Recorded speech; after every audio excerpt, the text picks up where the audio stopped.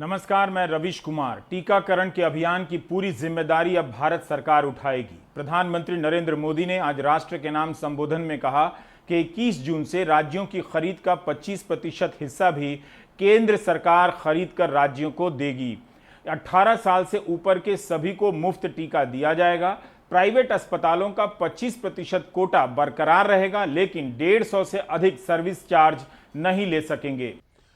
आज ये निर्णय लिया गया है कि राज्यों के पास वैक्सीनेशन से जुड़ा जो 25% काम था, उसकी जिम्मेदारी भी भारत सरकार उठाएगी। ये व्यवस्था आने वाले 2 सप्ताह में लागू की जाएगी। इन 2 सप्ताह में केंद्र और राज्य सरकारें मिलकर नई गाइडलाइंस के अनुसार आवश्यक तैयारी कर लेंगी। संयोग है कि 2 सप्ताह बाद 21 जून को ही अंतर्राष्ट्रीय योग दिवस भी है। 21 जून सोमवार से देश के हर राज्य में 18 वर्ष से ऊपर की उम्र के सभी नागरिकों के लिए भारत सरकार राज्यों को मुफ्त वैक्सीन मुहैया कराएगी। वैक्सीन निर्माताओं से कुल वैक्सीन उत्पादन का 75% हिस्सा भारत सरकार खुद ही खरीदकर राज्य सरकारों को मुफ्त देगी। यानी देश की किसी भी राज्य सरकार को वैक्सीन पर कुछ भी खर्च नहीं करना होगा। प्रधानमंत्री ने इससे पहले राज्यों पर जवाबदेही डाल दी। कहा कि 16 जनवरी से लेकर 21 अप्रैल तक टीका अभियान की एक व्यवस्था चली आ रही थी, लेकिन राज्यों की तरफ से भांति भांति के स्वर उठने लगे। कहा जाने लगा कि संविधान में स्वास्थ्य राज्यों के विषय हैं, इसलिए फैसला किया गया कि 1 मई से टीका अभियान की जवाबदेही राज्यों को दे दी जाए। प्रधानमंत्री ने यह नहीं बताया कि केंद्र सरकार जिस टीका अभियान की रणनीति और उसकी तैयारी पिछले कई महीनों से बना रही थी और 16 जनवरी से वो अभियान चला आ रहा था, जब राज्यों को दिया गया तो उन्हें सिर्फ 11 दिन का वक्त दिया गया।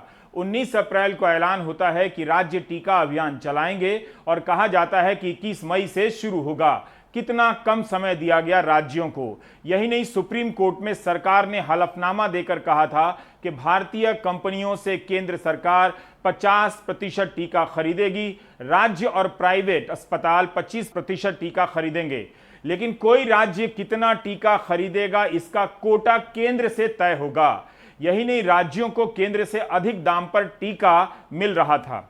इस बात की खूब आलोचना होने लगी। अदालत में और अदालत के बाहर पूछा जाने लगा कि यह कैसी नीति है कि एक ही कंपनी से केंद्र सरकार सस्ते दाम में टीका खरीद रही है और उसी कंपनी से राज्य सरकार 2 गुने से अधिक दाम पर टीका खरीद रही है।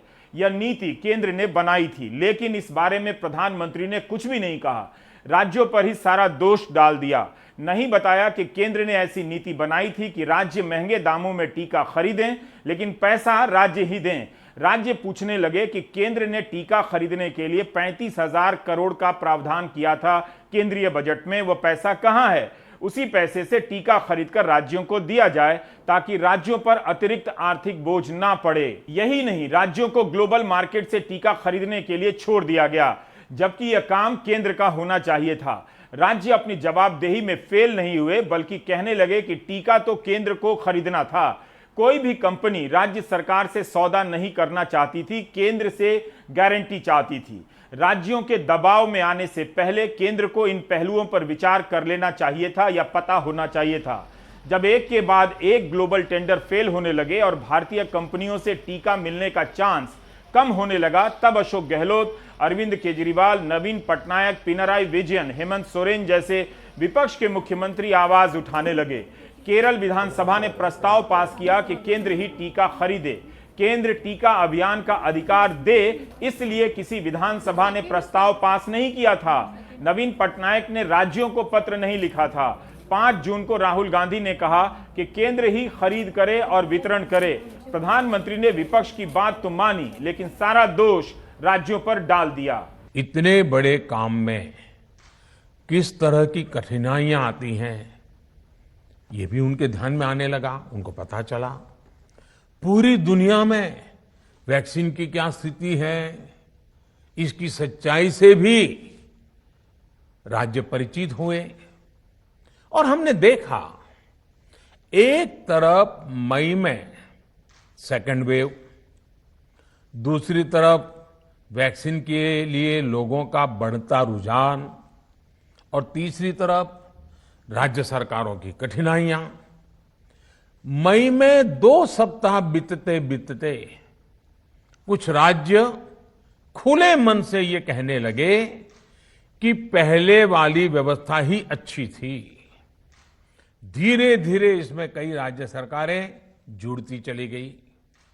वैक्सीन का काम राज्यों पर छोड़ा जाए, जो इसकी वकालत कर रहे थे उनके विचार भी बदलने लगे।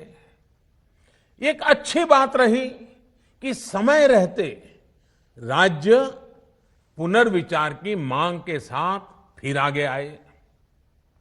राज्यों की इस मांग पर हमने भी सोचा कि देशवासियों को तकलीफ ना हो, सुचारू रूप से उनका वैक्सीनेशन हो। इसके लिए 1 मई के पहले वाली, यानी 1 मई के पहले 16 जनवरी से अप्रैल अंत तक जो व्यवस्था थी, पहले वाली पुरानी व्यवस्था को फिर से लागू किया जाए। 18 अप्रैल को ममता बनर्जी ने लिखा था कि टीका खरीदने की जिम्मेदारी राज्य पर डाल दी जाए, राज्य अपने फंड से टीका खरीदें। पंजाब के मुख्यमंत्री ने भी कहा कि राज्य को अपनी वैक्सीन नीति बनाने दें। प्रधानमंत्री ने कहा कि कुछ ही समय बाद राज्य विरोध करने लगे। विरोध करने वालों में बीजेपी शासित राज्य नहीं थे, लेकिन क्या केंद्र ने वही नीति बनाई जैसी राज्य चाहते थे कि हमें सस्ता टीका मिले या केंद्र से दुगने दाम पर मिले? 19 अप्रैल को केंद्र ने राज्यों पर जवाबदेही डाल दी, लेकिन उसके एक दिन पहले पूर्व प्रधानमंत्री मनमोहन सिंह प्रधानमंत्री नरेंद्र मोदी को पत्र लिखते हैं। कहते हैं कि केंद्र सरकार को अगले 6 महीने में किन टीकों की डिलीवरी की उम्मीद है, यह स्पष्ट किया जाए। यह भी लिखा कि पहले ही टीके का ऑर्डर दे दिया जाए। यह भी बताएं कि कैसे इस सप्लाई को राज्यों में वितरण किया जाएगा। 10% इमरजेंसी के लिए रख लें, लेकिन बाकी का प्रयोग किस तरह करना है, इसे लेकर राज्य ठीक से प्लान कर सकें। राज्यों को यह तय करने की आजादी हो कि किस ग्रुप को टीका पहले लगाना है। 45 से नीचे वालों में भी अगर वो किसी को टीका लगाना चाहें, जैसे कि कोई फ्रंटलाइन वर्कर हो, तो ये आजादी उन्हें हो। कंपल्सरी लाइसेंसिंग प्रोविजंस लागू किया जाए ताकि ज्यादा से ज्यादा कंपनी टीका बना सकें, और ये कि जिन टीकों को बाहर की विश्वसनीय संस्थाओं ने अनुमति दे दी है, उन्हें भारत में आने की अनुमति दे दी जाए। मनमोहन सिंह 18 अप्रैल को पत्र लिखते हैं कि केंद्र सरकार अनिवार्य लाइसेंस नीति के तहत दूसरी कंपनियों को टीका उत्पादन का अधिकार दे दे। इस बात को समझने में केंद्र सरकार लंबा वक्त लगा देती है। 17 मई को वीके पॉल कहते हैं कि भारत बायोटेक अपना पेटेंट कुछ कंपनियों के साथ साझा करने के लिए तैयार है।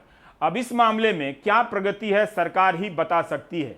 यही नहीं, भारत बायोटेक का पेटेंट आईसीएमआर के पास होने के बाद भी दूसरी कंपनियों को उत्पादन के अधिकार की बात भी सरकार काफी देर से करने लगती है। आम आदमी पार्टी और कांग्रेस ने कहा है कि सुप्रीम कोर्ट के सवाल पूछने के बाद केंद्र सरकार की नींद टूटी है। Universal free vaccination Congress party का लगातार एक ही नारा रहा है, एक ही मांग रही है, एक ही डिमांड रही है, परंतु सरकार बार बार इसे दुत्कारती रही। फिर सुप्रीम कोर्ट ने मोदी जी और उनकी सरकार को कटघरे में लाकर खड़ा कर दिया। कई हाई कोर्ट्स ने तो मोदी सरकार की नीति को मैन स्लॉटर की संज्ञा भी दे दी। आज कम से कम एक बात की खुशी है, आधी अधूरी ही सही, भारतीय राष्ट्रीय कांग्रेस की उस मांग को स्वीकार कर, देश की उस मांग को स्वीकार कर 18 साल के आयु से अधिक हर भारतीय की वैक्सीनेशन की जिम्मेवारी अधूरे तरीके से ही सही मोदी सरकार ने उसे पार्शली माना तो सही। अंततः सुप्रीम कोर्ट की डांट खाने के बाद केंद्र सरकार होश में आई है। अपनी कुंभकर्णी निद्रा से जागी है और फाइनली केंद्र सरकार ने सुप्रीम कोर्ट की डांट खाने के बाद अब ये कदम उठाया है। इस कदम का स्वागत है। देर आए दुरुस्त आए। और ये भी कहना चाहूंगा कि लगातार विपक्ष की जो मांग थी, दिल्ली की भी जो मांग थी, वो यही थी कि नेशनल इम्यूनाइजेशन कार्यक्रम जो इस देश में पीढ़ियों से चलता आ रहा है, उसी तर्ज पे वैक्सीन का कार्यक्रम भारत देश में चलाया जाए। प्रधानमंत्री ने यह नहीं कहा कि 1 मई से केंद्र अपनी जवाबदेही भी पूरी नहीं कर पा रहा था।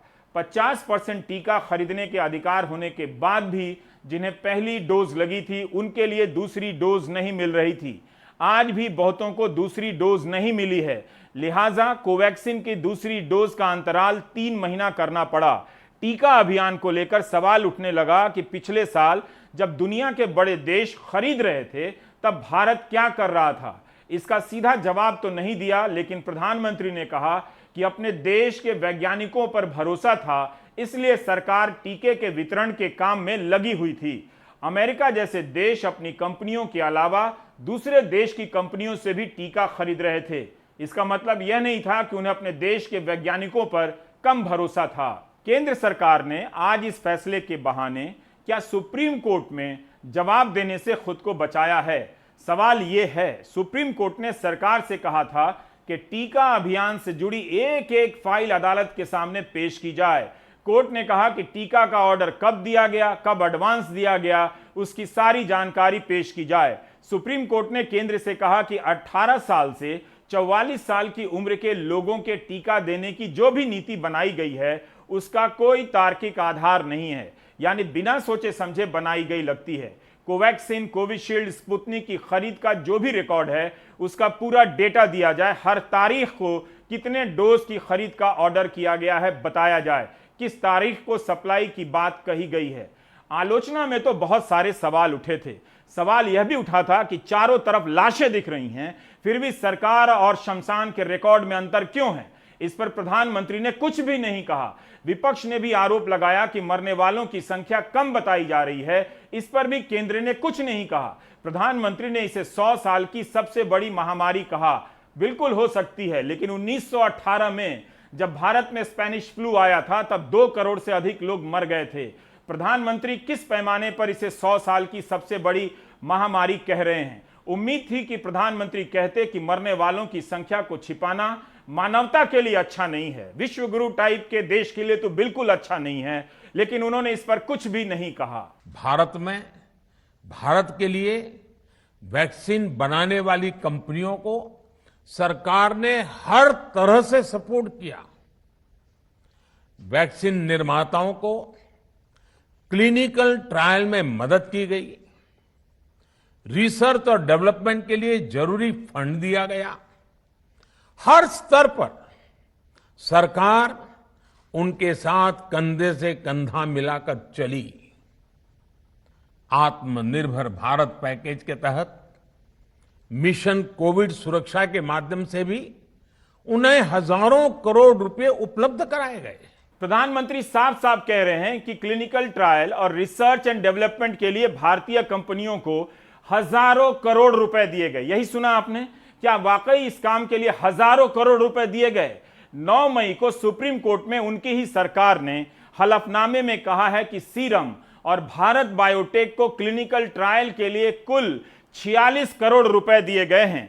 इसी हलफनामे में केंद्र सरकार कहती है कि इन दोनों कंपनियों को टीके की रिसर्च और डेवलपमेंट के लिए 1 पैसा नहीं दिया गया है, जबकि कोवैक्सीन को पीपीपी मॉडल से बनाया गया है। इसमें आईसीएमआर और भारत बायोटेक दोनों साझीदार हैं। क्या ये हजारों करोड़ हैं? सरकार ही कह रही है कि रिसर्च और डेवलपमेंट में कोई पैसा नहीं दिया गया। क्लिनिकल ट्रायल के लिए भारत बायोटेक और सीरम को कुल 46 करोड़ दिए गए। बाद में मई और अप्रैल के महीने में कुछ हजार करोड़ रुपए देने की बात होती है, वो भी उधार के तौर पर, लेकिन डेवलपमेंट और रिसर्च के लिए 1 पैसा नहीं दिया गया। लेकिन प्रधानमंत्री अपने भाषण में कहते हैं कि हजारों करोड़ रुपए दिए गए। सुप्रीम कोर्ट में केंद्र सरकार ने कहा कि जो भी बड़ा पैसा दिया गया है मैन्युफैक्चरिंग के लिए पैसा दिया गया है, रिसर्च डेवलपमेंट के लिए नहीं। प्रधानमंत्री आसानी से बोल गए कि हजारों करोड़ रुपए दिए गए हैं। ऑक्सफोर्ड यूनिवर्सिटी के वैज्ञानिक 20 सालों से जिस तकनीक पर काम कर रहे थे उसी के परिणाम से यह टीका तैयार हुआ जिसे आप कोविशील्ड के नाम से जानते हैं। गार्डियन में इसी साल खबर छपी है कि इस टीके की रिसर्च और इसके विकास में लगा 97% पैसा पब्लिक फंड से था। ऑक्सफोर्ड को मिले 1000 करोड़ रुपए में से अधिकतर ब्रिटेन के टैक्स भरने वाले नागरिकों ने दिए थे या संस्थाओं ने। यह पैसा 2 दशकों की इस रिसर्च को मिलता रहा। यूके की सरकार, वेलकम ट्रस्ट और अमेरिकी और यूरोप के संस्थानों ने भी काफी फंड दिए।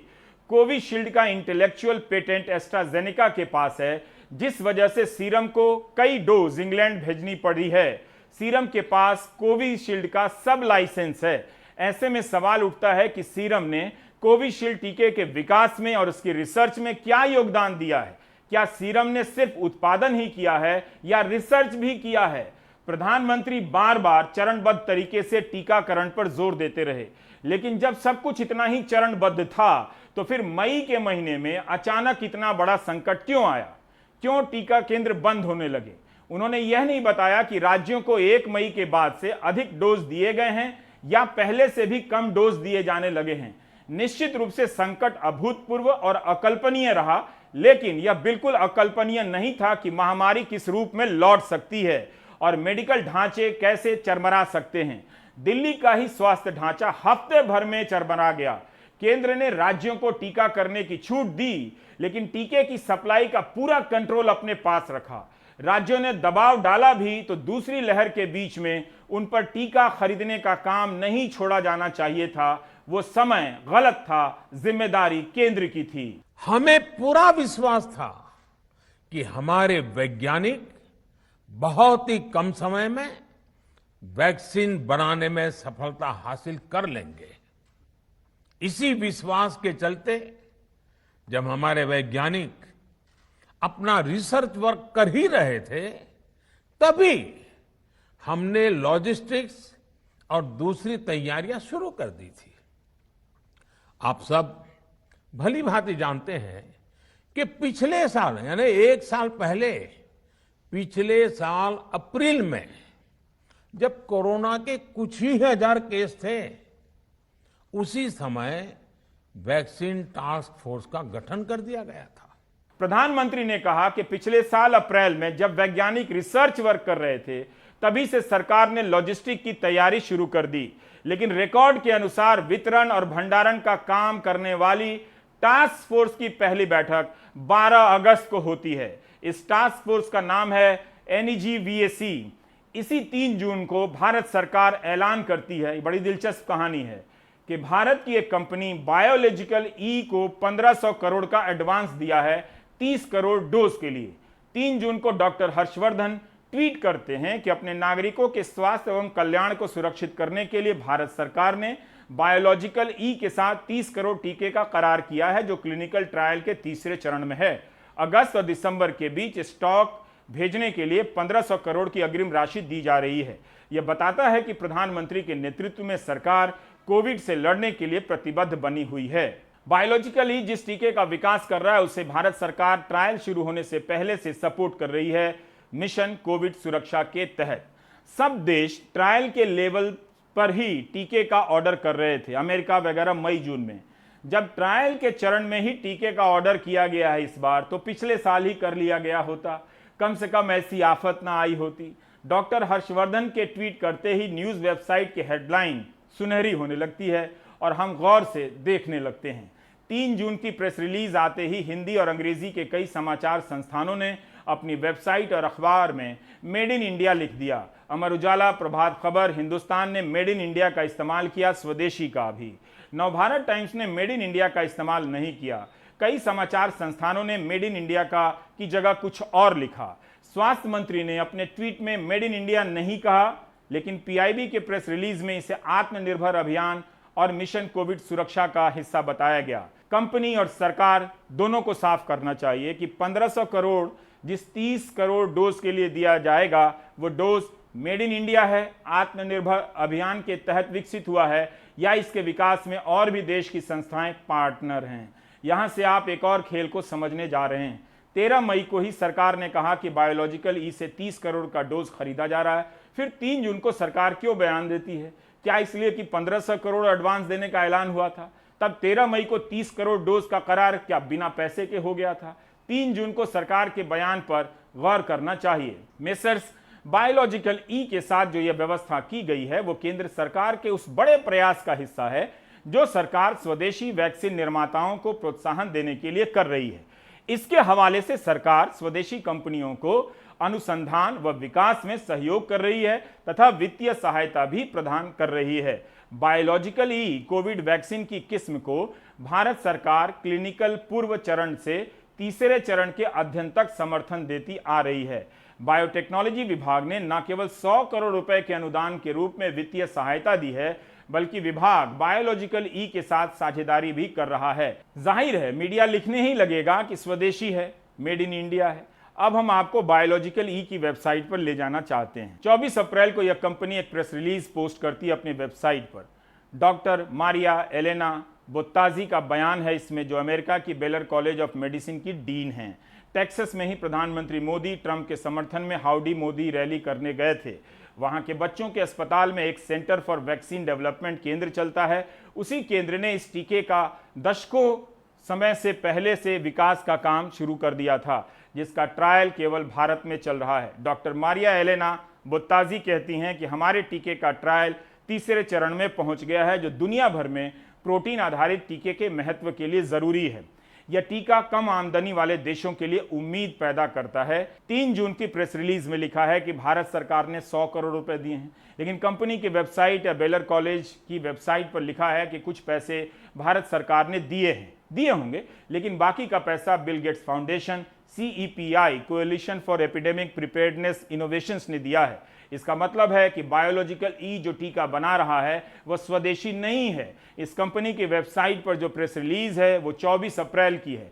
इसके ठीक 3 दिन पहले 21 अप्रैल को कोविशील्ड कोविड टास्क फोर्स के प्रमुख डॉक्टर वीके पॉल का एक बयान है, जिसमें दावा करते हैं कि बायोलॉजिकल ई का टीका भारत सरकार की मदद से बन रहा है। इसी के साथ साथ हम अपने जो और वैक्सीन हमारे देश में बढ़ रहे हैं उनके साथ भी चर्चा भी हो रही है और अच्छी खबरें भी आ रही हैं। जैसे कि मैं कह सकता हूं आज कि बायोलॉजिकल ई का फेज़ 1 फेज़ 2 ट्रायल लगभग ख़त्म हो गया है।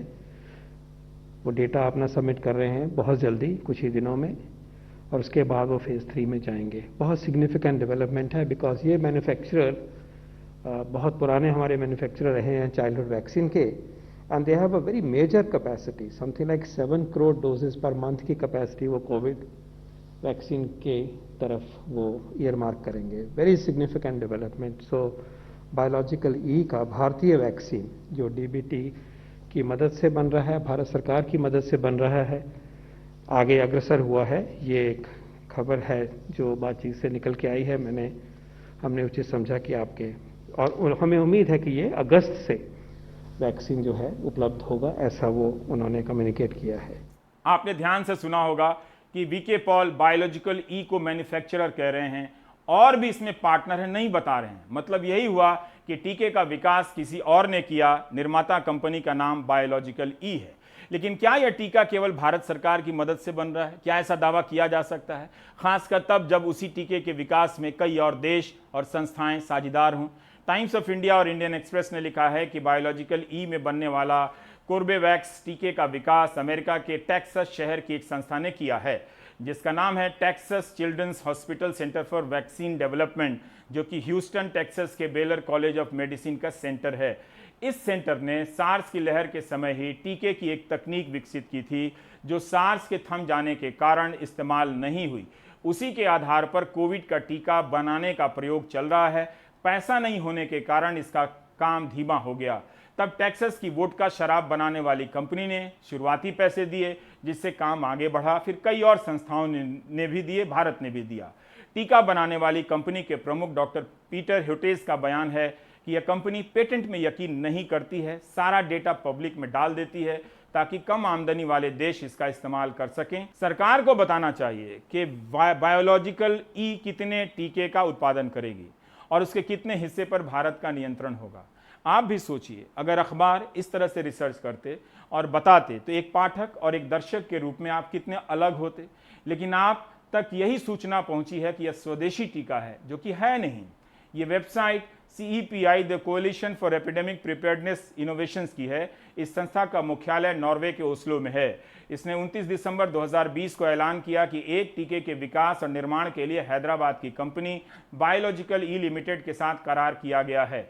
CEPI $5 मिलियन यानी 36 करोड़ रुपए की शुरुआती रकम देगी ताकि बड़े स्तर पर उत्पादन के लिए टीके के निर्माण की क्षमता बढ़ाई जा सके। इस ऐलान में लिखा है कि वैक्सीन कैंडिडेट को भारत सरकार के डिपार्टमेंट ऑफ बायोटेक्नोलॉजी ने भी सीड फंडिंग दी है। जो वैक्सीन बनेगी उसे कोवैक्स के जरिए उपलब्ध कराया जाएगा, यानी कई और देशों को देना होगा। प्रधानमंत्री ने राष्ट्र के नाम जो संबोधन पेश किया है उसमें ऑक्सीजन को भी लेकर काफी कुछ कहा गया है। वक्त कम था और सारी बातों की समीक्षा इतनी जल्दी करने का कोई तुक भी नहीं बनता है, तो आराम आराम से करते रहेंगे। कुछ बातें मुझसे भी जल्दी में छूट गई होंगी। अब लेते हैं ब्रेक के बाद बात करेंगे कुछ और रिपोर्ट की।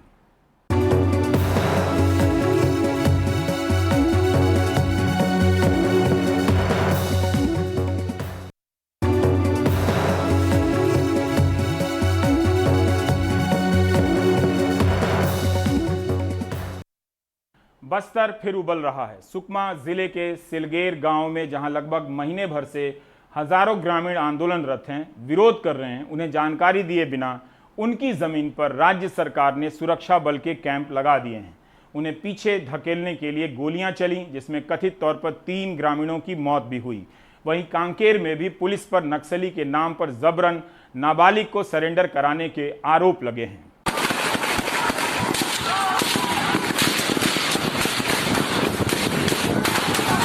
सुकमा के सिलगेर में 17 मई को एक कैंप के विरोध में उतरे आदिवासियों पर कथित तौर पर सुरक्षा बलों ने फायरिंग कर दी।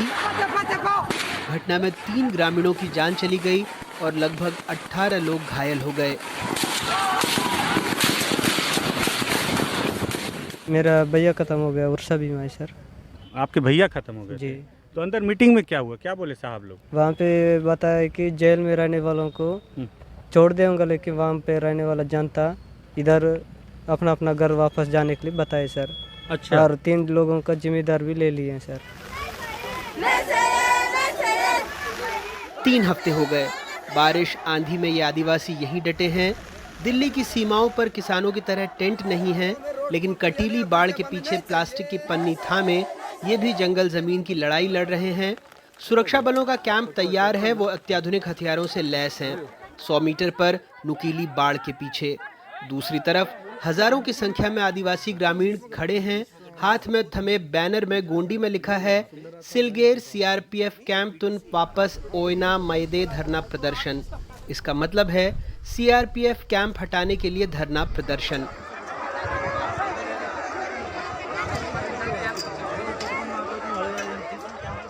हम लोग वही कैंप हटाने का है, विरोध है, वही है।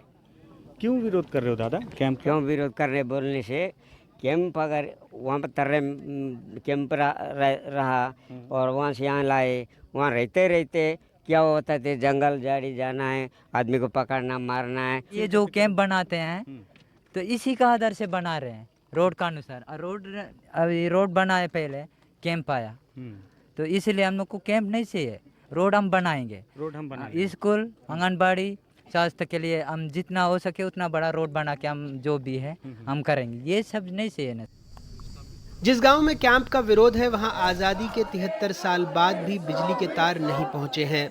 1200 की आबादी है, जिसमें गोंड मुरिया प्रमुख हैं।